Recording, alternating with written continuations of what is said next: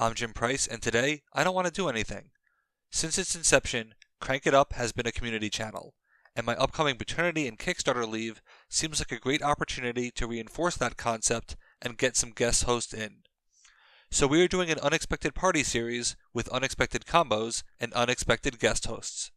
Unexpected combos can be hard to define because unexpected is personal. So the team established that something is unexpected if it is often overlooked by the community at large, if the community at large underestimates it, or if there's a seeming anti-synergy that makes it seem like the combo should not work. If this isn't unexpected for you, great. But with thousands of combinations, it will be unexpected to someone. So I hope you enjoyed this series and are great contributors, and without further delay, I turn it over to Mark from that Smash Up channel. Hello Crank It Up viewers, my name is Mark, and Jim very kindly asked if I wanted to do a guest appearance on his channel to talk about an unexpected Smash Up combo. This is a somewhat tricky concept for the reasons that Jim has already outlined, but I settled for one of the perhaps lesser known or lesser loved combos, Werewolf Mounties. To me, the werewolves are a faction that are good front runners. They have a number of cards that rely on either having the strongest minion or having the most power on one or more bases. Once they get ahead, they can generally stay ahead through power boosts and destruction. The Mounties, on the other hand, are a faction that play from behind. They draw their strength from the strength of others, playing and moving onto contested bases. In a sense, they're almost a good counter to the werewolves. So what happens then when you smash a faction that plays from behind with a faction that loves being ahead? Well, let's find out. The synergies from this pairing breakdown can be summarised in 4 key areas: the engine minion, power 4s, marking territory, and lastly, of course, how could you discuss any werewolf pairing without discussing Great Wolf Spirit? So let's start with the engine minion. Werewolves have 2 excellent play on minion actions in Leader of the Pack, which lets you play an extra action, and Moon Touched, which lets you draw a card, with both cards being conditional on that minion having the most power on that base. These cards are essential as they're the only means of playing extra actions and card draw in the combo. Mounties and werewolves both have many actions that grant temporary power, and the Mounties also add movement into the equation as well. The issue with temporary power is that if you don't derive any benefit from it on the turn it's used, then it's lost, so temporary power boosts often require setup in order to fully capitalise on the effect. The ability to play 2 actions in a turn instead of 1 means that you can now significantly accelerate the amount of time it takes to take full advantage of those cards. You can now play Double Frenzy for a significant global boost to break 2 bases instead of concentrating on 1. In addition, spreading out isn't as detrimental a strategy with extra action plays, because you can use the extra action plays to use HQ or Move a Boot to keep your opponents guessing as to what your true target base is. The 2 main problems with these cards are the werewolves have no movement, and beyond temporary power boost they have no way of consistently increasing the power of the minion that these actions are on. It goes without saying that if you're guaranteed to have the minion with the most power on the base, then you can get the maximum benefit from these actions. And also that if you keep the minion in play by moving it around, then you'll get long-term value throughout the course of the game. The Mounties solve both of these problems down to a T. Bring 'em In is the missing piece of the trilogy, giving the engine minion a permanent power boost every time it moves. HQ, Move a Boot, Always Get Our Man, and Northern Movers can help to ensure that your engine minion stays on the move, and that it keeps increasing in power. You do need to be careful though not to move it unnecessarily, as the power can quickly add up, and it may be easy for your opponents to then break the base that it ends up on, to remove it from play that way. In the event that you don't yet have Bring 'Em In on your engine minion, the Northern Mover and A can consistently provide temporary power increases to hopefully ensure that your engine minion always has the most power. The second strength for the pairing are the power 4s. The Werewolf double feature, Frenzy, grants a global power boost for all your minions of power 4 or more.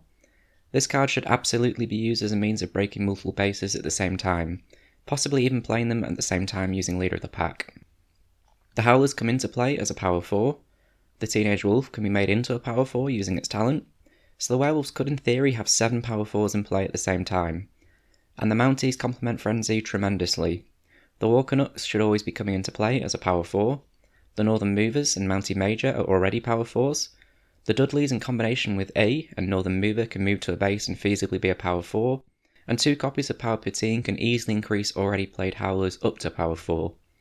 HQ and Full Moon can preemptively be played to further increase the power of your minions. You could feasibly and easily have all your minions in play at least at power 4 with this combination. The Dudleys and the Northern Movers can help you to converge on a target base out of nowhere, almost like a full sail, before playing the Frenzies to go from 0 power to first place in a single turn. In a similar vein, let's talk about marking territory. This is a card that from my experience can lead to unintentional overcommitment, when the intention was to get a discounted first place. The issue again comes down to the werewolf's inability to move, their lack of extra minion plays, and their power expiring at the end of the turn. If other players choose to deny the trigger, they can do, and while that might be advantageous by forcing them to commit to a place where they didn't want to, the fact is that if you wanted that base on the cheap, then it's likely that the base will still be attractive or at least not detrimental to the other players. You can then end up wasting this card, or getting into a power race with other players, possibly even using Let the Dog Out to trigger marking territory as opposed to using it after it's triggered.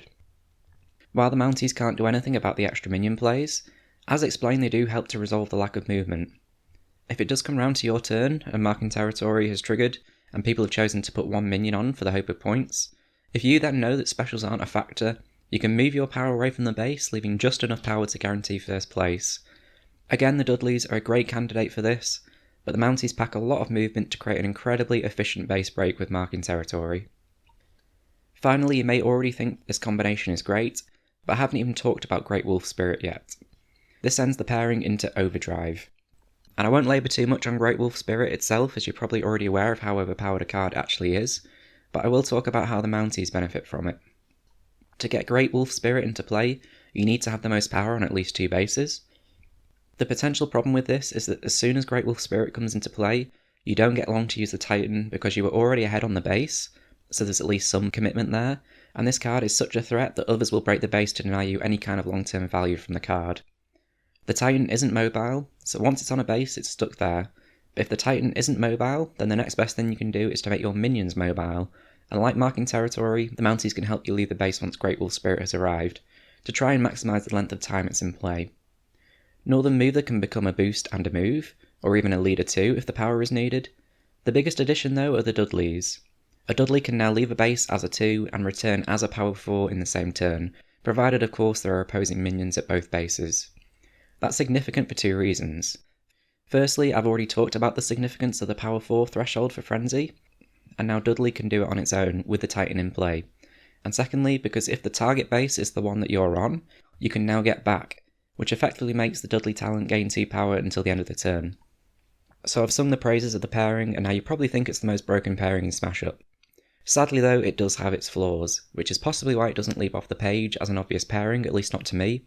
And I've talked about 4 strengths, and I've mentioned how important the number 4 is to the combo, so I'll mention 4 weaknesses as well. Firstly, the combo has no extra minion plays, and with no extra plays that means developing a board position can take quite a long time. You can potentially be struggling to keep up with the fast swarm combos who can play down several minions each turn. The Dudleys and the Northern Movers can move themselves and others around, so that your minions can stay in play until you have a great enough concentration to do a multi-base break, but you may have to settle for some early 2nd and 3rd place points until that stage. Secondly, Moon Touch is the combination's only draw card. If Moon Touch is in the bottom half of the deck, then again, this pairing is one that relies on your draw 2 at the end of every turn. That is very slow, and combined with no extra minion plays, it may feel like you're struggling to keep up. The win rate difference between having Moon Touched in your opening hand and having it on the bottom of your deck, I'm going to say is quite significant, and for some players having such a reliance on one card can significantly put them off playing it. Adding to that, thirdly, the most important element of the combination is your engine minion, so the minion that has Moon Touched, Lead of the Pack, and Bring 'em In on it.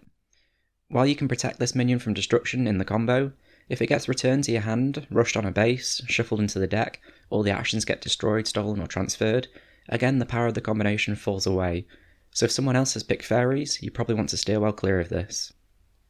For the final weakness, I've already mentioned it, but both the Mounties and the Werewolves, with the exception of Bring 'em In, focus on temporary power increases. The issue with temporary power is that there's not often a reason to use them unless you're breaking the base. You wouldn't play Power Poutine, for instance, if the base wasn't breaking that turn. There may be a reason to play temporary power, of course, if it enables destruction, card draw, things like that, but in general it will stay in your hand and clog up your hand until it's a viable play. With this pairing, you may well spend turns not using your action play, and having lots of actions in your hand that all want to be played on the same turn, and which effectively do nothing until that particular turn. So there we have it, 4 strengths and 4 weaknesses of a pairing that may or may not have already been on your radar. I hope you've enjoyed this video. I'd like to once again thank Jim and Crank It Up for letting me do one. If you've not already subscribed to Crank It Up, then please do that. If you think I've earned it, then please come and check out my channel. I've done a range of Smash Up videos on there, and I'm currently doing a series with friends about what we think the best card in Smash Up is. But with that being said, what do you think of Werewolf Mounties? Let me know down in the comments below, and I'll see you all next time, eh?